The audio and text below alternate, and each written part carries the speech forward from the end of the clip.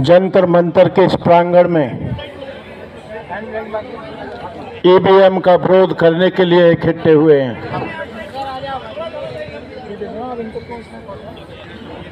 EVM ये एक बड़ा खतरनाक बड़ा ईवीएम का काला कानून भाई महमूद प्राचा जी और हमारे वकील साहब, क्या नाम है वकील, भानु प्रताप जी भाई सुनो, तो मैंने बताओ यार प्लीज। मैं बधाई देता हूँ। अब इनके सामने आ रहे मैं अपनी बात यहाँ से शुरू करूँ। समय बहुत कम है, वक्ता बहुत ज्यादा है। वक्त जिहाद है, सबे रक्स का नहीं। वक्त जिहाद है, सबे रक्स का नहीं। हो खून का कतरा किसी के अस का नहीं। बुलावा सरफरोशों का हुआ या फिर है मैदान जानदारों का, मरीजे इसका नहीं। ये लड़ाई जमहूरियत की है, ये लड़ाई लोकतंत्र की है, ये लड़ाई देश बचाओ की है, ये देश को खजाने को बचाने की है। ये देश की लड़ाई, इस देश में जो जुल्म होता है, ये लोग बीजेपी के लोग, ये लोग ईवीएम के माध्यम से 2 बार सत्ता में आ गए। आपको मालूम है, इन्होंने रिजर्व बैंक का खाली खजाना कर दिया। 265 टन सोना गिरवी रख दिया। इन्होंने रेल बेच दी, भेल बेच दिया, तेल बेच दिया, डीआरडीओ बेच दिया और यही नहीं एलआईसी बेच दी। बैंकों का निजीकरण हो रहा है। जब ये निजीकरण होगा, यहाँ किसान परेशान है। यदि ईवीएम नहीं होता तो आज किसान परेशान नहीं होता। ईवीएम नहीं होता तो शिक्षा संस्थानों में शोषण नहीं होता। यदि ईवीएम नहीं होता तो यहाँ पर बहन बेटियों की इज्जत लुट रही है, वो नहीं होता। यदि ईवीएम नहीं होता तो यहाँ पर किसान मर रहा है, जवान मर रहा है, बेरोजगारी 5 करोड़ से अधिक लोग इस देश में बेरोजगार हो गए। इसलिए मैं कहना चाहूंगा कि ईवीएम को हटाने के लिए आपको आगे आना पड़ेगा, आपको सड़कों पर आना पड़ेगा। यहाँ पर मैं समझ रहा हूँ कि बड़े बड़े नेता, मैं कोई नेता नहीं, बड़े बड़े राष्ट्रीय पार्टियों के अभियक्ता, तीसरे गठबंधन बनाने वाले लोग यहाँ पर बैठे हैं। यदि ये लोग 100 लोग लाते तो आज यहाँ पर जो 150 करोड़ का देश है, कम से कम 50,000 लोग तो होने चाहिए थे।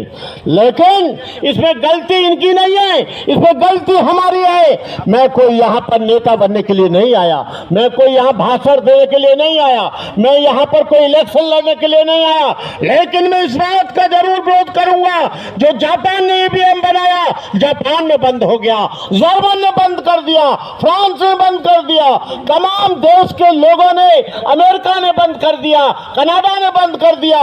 लेकिन ये बेईमान लोग इस ईवीएम के माध्यम से, यही ईवीएम हुआ आया तो उसकी वजह से हिंदू राष्ट्र की आवाज तेज हो गई। यदि ईवीएम आया तो यहाँ पर तमाम आवाजें, आज मखलूक लोग यहाँ पर आवाज उठा रहे हैं। आज यहाँ पर हिंदू राष्ट्र बनाने की बात हो रही है। ईवीएम के माध्यम से ईवीएम हटेगा तो ये लोग दिखाई नहीं देंगे, चूहे की तरह बिल में बैठ जाएंगे। आज आरएसएस का मनोबल इतना बढ़ गया है कि वो लोगों के गली गली, मोहल्ले मोहल्ले में लोगों की कथा करा रहे हैं, लोगों को परेशान कर रहे हैं। आज मॉब लिंचिंग हो रही है, आप अत्याचार हो रहा है, जातिवाद बढ़ रहा है, बड़ व्यवस्था बढ़ रही है, गरीबी बढ़ रही है, भुखमरी बढ़ रही है, शोषण बढ़ रहा है। यहाँ पर तमाम छात्र अपनी हत्याएं कर रहे हैं। तो मैं आप लोगों से ये कहना चाहूंगा कि आप दमखम के साथ मिटा दो जमाने से कुनबा परस्ती, मिटा दो लुटेरों की शोषण की हस्ती, मिटा दो ये जातीयता वाली बस्ती, मिटा दो गरीबों की फाका परस्ती। मैं कहना चाहूंगा, जो लोग ईवीएम का विरोध करते हैं, कल मैंने सुना, सोशल मीडिया पर देखा कि प्राचा जी को और हमारे वकील साहब को उन्होंने अरेस्ट कर लिया। हम लोगों ने कहा कल का कार्यक्रम कैसे होगा, लेकिन मैं प्राचा जी को और अपने वकील वकील साहब को इस बात की बधाई देता हूं कि आप लोग मजबूत रहें। यदि इस देश को बचाना है, आपको एक झंडे के नीचे आना पड़ेगा, एक पार्टी के नीचे आना पड़ेगा। जो लोग खेमों में बटे हुए हैं, तमाम पार्टियां कुकरमुत्तों की तरह बन गई हैं। आप तो क्या, कोई भी आप लोग इस लड़ाई को जीत नहीं सकते। आपको एक झंडे के नीचे आना पड़ेगा, एक जगह आना पड़ेगा। जब तक आप एक जगह नहीं आएंगे, यहाँ पर मुसलमानों पर, दलितों पर, किसानों पर, एससी लोगों पर, एसटी लोगों पर, ईसाइयों पर यहाँ पर जुल्म होगा। आज आप जान रहे हैं कि धीरेन्द्र ब्रह्मचारी जैसा लड़का यहाँ पर हिंदू राष्ट्र बनाने की बात करता है, जबकि संविधान में कहीं भी हिंदू राष्ट्र बनाने की बात नहीं है। मैंने धीरेन्द्र शास्त्री जी कहा था, ये हिंदुस्तान, ये भारत तुम्हारे बाप का देश नहीं है, ये देश मुसलमानों का है, ये देश ईसाइयों का है, ये देश सिखों का है, ये देश पारसियों का है, ये देश पिछड़ों का है, ये देश एससी का है, आदिवासियों का है।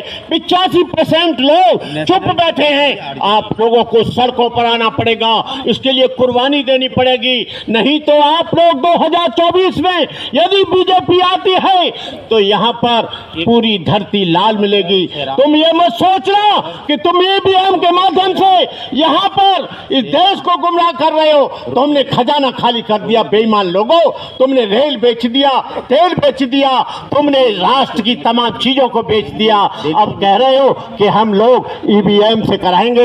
ईवीएम से किसी भी हालत में हम नहीं आने देंगे, चाहे हमें कितनी भी बड़ी कुर्बानी देनी पड़े। तो आप लोगों के लिए इस कड़कती सर्दी में आप लोगों के लिए बहुत बहुत बधाई, बहुत बहुत धन्यवाद। और आप लोग हमारे वकील साहब को हमेशा आप कोऑपरेट करते रहें, और पाचा साहब को, जो पाचा साहब हैं, एक मजबूत व्यक्ति हैं, मैं इनको भी अपनी शुभकामनाएं देता हूं। मैं आपके साथ हूं इस लड़ाई में, तन से, मन से, धन से, लाठी से, गोली से, राइफल से, बंदूक से। आप चिंता मत करना, डरना मत। मैं चाहता हूं कि यहाँ की गवर्नमेंट मुझे जल्दी अरेस्ट करे तो इनको मालूम पड़ जाएगी कि भंते करुणाकर क्या है। मुझे बार बार धमकी दी जाती है, फोनों पर धमकी दी जाती है, तमाम इस देश के लोग मुझे धमकी देते हैं, लेकिन मैंने कह दिया है, यदि तुम्हारी बंदूक से यदि गोली निकलेगी, यहाँ से भी पानी नहीं निकलेगा। यहाँ से भी हम बौद्ध धर्म किसी की हत्या करने की इजाजत नहीं देता, लेकिन हत्या करने वाले को हम जिंदा जाने की इजाजत कतई नहीं देंगे। इन्हीं शब्दों के साथ मैं अपनी बात समाप्त करते हुए जय भीम, नमो बुद्धाय, जय भारत।